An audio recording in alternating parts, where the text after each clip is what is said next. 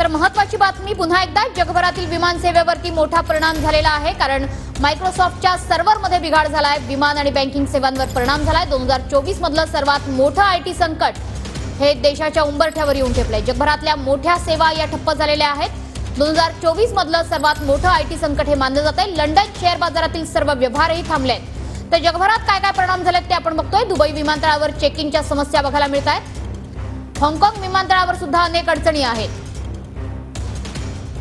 तर सिंगापूर विमानतळावर सुद्धा चेक-इन मध्ये समस्या बघायला मिळतात। स्पेन विमान सेवेवर सुद्धा मोठा परिणाम झालाय। बर्लिन विमानतळावर सुद्धा अनेक समस्या बघायला मिळतात। बर्लिन विमानतळावर सुद्धा अनेक समस्या झालेल्या आहेत। मायक्रोसॉफ्टचं सर्व्हर बंद झाल्यानं मुंबई विमानतळावर सुद्धा अनेक अडचणी निर्माण झाल्या आहेत। ब्रिटन सरकारकडून रेल्वे सेवा सध्या बंद करण्यात आली आहे। इस्रायलच्या बँकिंग सेवांवर सुद्धा मोठा परिणाम झालाय। इंग्लंडमधील रेल्वे कंपन्यांना आउटेजचा सर्वाधिक फटका बसतोय। ब्रिटन, अमेरिका आणि जर्मनीमधले व्यवहार पूर्णतः ठप्प झालेत। आपले प्रतिनिधी संदीप राजकोळकर सध्या आपल्या सोबत जोडले गेले। संदीप, भारत सरकारने मायक्रोसॉफ्ट कंपनीशी संपर्क साधलेला आहे, नेमकी काय माहिती मिळते? सध्या आपल्या देशासाठी नेमकी परिस्थिती काय?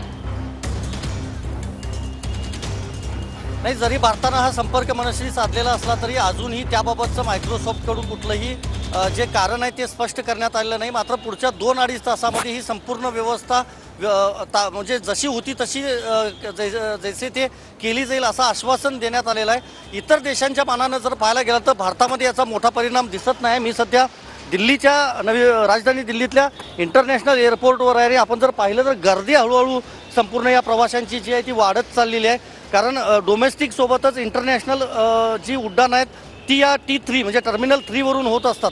आणि एक काळजी देखील दिसून येते, प्रवाशांच्या मनामध्ये एक भीती देखील आहे, कारण अनेक प्रवासी गडबडीने या ठिकाणी दाखल झालेले आहेत। आपण जर समोर देखील नजर टाकली तर ज्यांची विमानं आता पुढच्या काही मिनिटांमध्ये किंवा पुढच्या काही तासामध्ये आहेत ते प्रवासी लवकरात लवकर त्या जाण्याचा आतमध्ये प्रयत्न करतायत। मात्र चेकिंगच्या गेटवरच मोठी गर्दी आत्तापासूनच आपल्याला पाहायला मिळते। आपण पाहतोय वेगवेगळे हे जे सगळे प्रवासी आहेत ते जाणारे या ठिकाणी पाहतोय। पण इथून आत गेल्यानंतर महत्त्वाचं हेच आहे की जो बोर्डिंग पास आहे तो मात्र ऑटोमॅटिक तयार होत नाही, मॅन्युअली तयार केला जातोय। कारण एअर इंडियापासून आकाशा, स्पाइसजेट, इंडिगो ह्या सगळ्याच विमान कंपन्यांनी आपण जर मनश्री पाहायला गेलं तर त्याबाबत नक्कीच संदीप, आपण बघितली ही दिल्ली विमानतळावरची परिस्थिती आणि आता आपण मुंबई विमानतळावर देखील जाणार आहोत।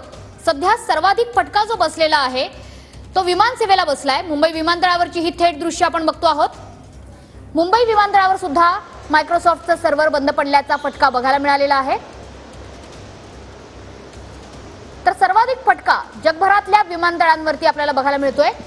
सुनील जाधव आपले प्रतिनिधी सध्या मुंबई विमानतळावरून आपल्याशी जोडले गेलेत। सुनील, मुंबईच्या विमानतळावर नेमकी काय परिस्थिती आहे? अगदी बरोबर आहे। मी सध्या उभा आहे मुंबईच्या छत्रपती शिवाजी महाराज टर्मिनस विमानतळावरती आणि आपण पाहू शकता या ठिकाणी मोठ्या प्रमाणात जी गर्दी आहे प्रवाशांची या ठिकाणी दिसून येते।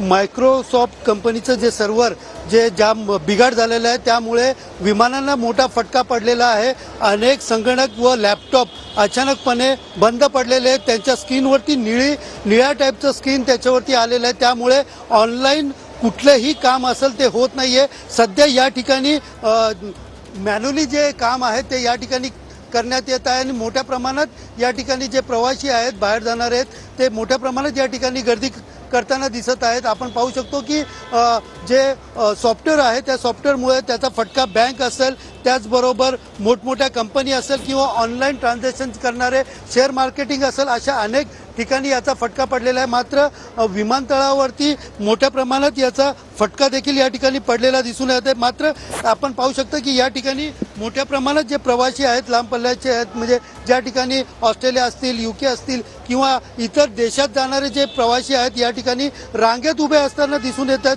नक्कीच आपण बघतोय की 2 दृश्य दिल्ली विमानतळावरून लाईव्ह आणि मुंबई विमानतळावरून लाईव्ह।